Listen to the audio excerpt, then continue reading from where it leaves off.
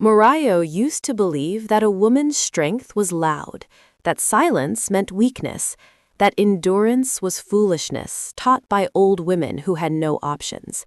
She believed this because she learned it slowly, drip by drip, from voices that sounded like freedom but carried the scent of destruction. Subscribe and follow now for more African folktales and life stories that teach, warn, and restore. Turn on notifications so you never miss the next story.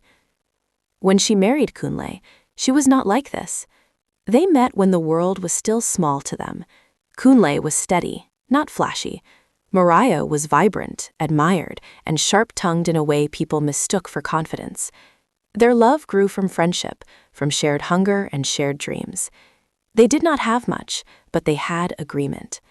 Their first home was a room and parlor apartment in a crowded street where generators hummed like angry spirits at night. Rain leaked through the zinc roof. When it rained heavily, they placed buckets in corners and laughed about it. Kunle would say, "One day we'll have a roof that doesn't sing when rain falls." Morayo would laugh and reply, "Just make sure it's big enough for my shoes." Those days, laughter came easily. Kunle worked long hours. He was patient. He was cautious. Morayo admired him then. She boasted about him to her friends. She prayed loudly for him. She believed she was building something. But life has a way of testing what people truly value. As Kunle's business began to grow, slowly but surely, the laughter in the house began to change its tone. It became thinner, shorter, less frequent.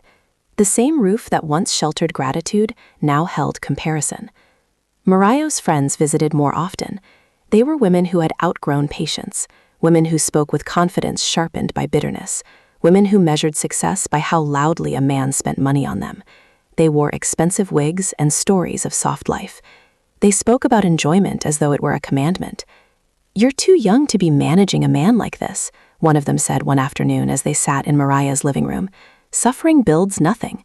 Another added, "If you don't pressure him now, you'll regret it later. Men get comfortable."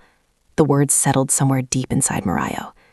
At first, she resisted. She defended Kunle. She reminded herself of the days when they shared dreams over sachet water and bread. But comparison is patient. It waits. Soon, Morayo began to notice things she had ignored before. Kunle's caution irritated her. His calm responses during arguments felt like mockery. His refusal to compete with other men felt like laziness. When he advised patience, she heard control. When he asked for understanding, she heard excuses. She began to speak sharply, to mock his plans in front of others, to discuss private matters publicly. She stopped correcting outsiders when they disrespected him. Kunle noticed the change, but did not know how to fight it. Arguments became frequent, not the kind that clears the air, but the kind that poisons it. Words were thrown like stones. Respect leaked out slowly, like rainwater from a cracked bucket. Morayo stopped building. She started removing bricks. Each insult was a brick removed. Each public humiliation, another. Each refusal to listen, another. She did not notice the roof weakening. She only noticed that shouting made her feel powerful. Then came the night that ended everything. It was a gathering. Music, laughter, alcohol, careless confidence. Morayo's friends were there, glowing with borrowed happiness. Kunle came late, tired from work. He greeted politely, quietly. Someone made a joke at his expense. Morayo laughed too loudly. Kunle said nothing. On the way home, silence filled the car like smoke. When Kunle finally spoke, his voice was calm but wounded. "You didn't have to laugh like that." Morayo exploded. Years of swallowed comparisons burst out. She accused him of holding her back, of embarrassing her, of wasting her youth. She said things she had rehearsed silently for months. "I'm tired of this life," she said. "I deserve more." That sentence cracked the roof completely. Kunle did not shout. He only looked at her, and in that look was the sound of something dying. The separation was not dramatic. It was quiet, cold. Papers signed without tears. Friends applauding Morayo's courage. They called her strong. They said she chose herself. But strength without wisdom is just destruction dressed nicely. Life after marriage was not what Morayo imagined. The friends who encouraged her grew distant. Bills arrived without shared responsibility. Nights became longer. Silence became heavier. She learned that independence is expensive when it is fueled by pride. Still, she refused to admit error. Her daughter Nina was the quiet witness to everything. Nina had been young when the marriage collapsed, but children do not need explanations to understand instability. They feel it in the air, in the way voices change. Prestige Hearts College did not announce its rules, it displayed them. Nina learned them quickly. You did not need to be the smartest, you needed to be seen. You did not need to speak well, you needed to sound confidence. You did not need peace, you needed relevance. Bella, Mimi, and Zara embodied all of that. They sat at the back of the class but controlled the front of the school. Teachers called their names with caution. Boys waited for their laughter like permission to breathe. Their phones were always the latest model, shining like crowns in the sun. When they walked, conversations paused. The iPhone sisters. Nina watched them with careful hunger. She noticed how they never walked alone, how they posted pictures that made ordinary days look like celebrations, how their confidence seemed effortless. She noticed how people changed around them. Nina wanted that change. She remembered her mother's lessons. Never look small, never look left out, never let them see you struggle. So she saved again. Months passed. She skipped treats, she rejected small comforts. When she finally bought her iPhone, she held it like a passport, not to connection, but to acceptance.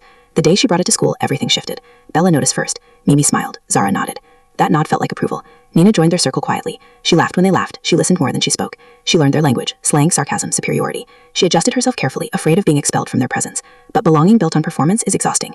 The iPhone sisters were not cruel openly. They were worse. They were selective with kindness. They praised Nina publicly but corrected her privately. They invited her out but reminded them she was lucky to be there. Soon invitations changed. It was no longer just school gatherings. It became secret outings, city lights, places Nina had only seen on screens. They told her she was mature enough, that everyone did it, that staying back meant being boring. The fast life arrived quietly. Music was louder at night. Choices were quicker. Consequences were delayed, but never cancelled. Nina's grades slipped. Her sleep thinned. Her laughter became forced. She posted happiness while living confusion. The phone that brought her closer to them pulled her further from herself. At home, Mariah noticed changes but misread them. She saw expensive-looking confidence and mistook it for success. She saw her daughter moving with popular girls and called it favor. She remembered her own past and chose silence over correction. History was repeating, but faster. The fall came suddenly. A video leaked. A secret outing exposed. Whispers turned into headlines and said to school. Teachers could no longer ignore what everyone knew. Parents were called.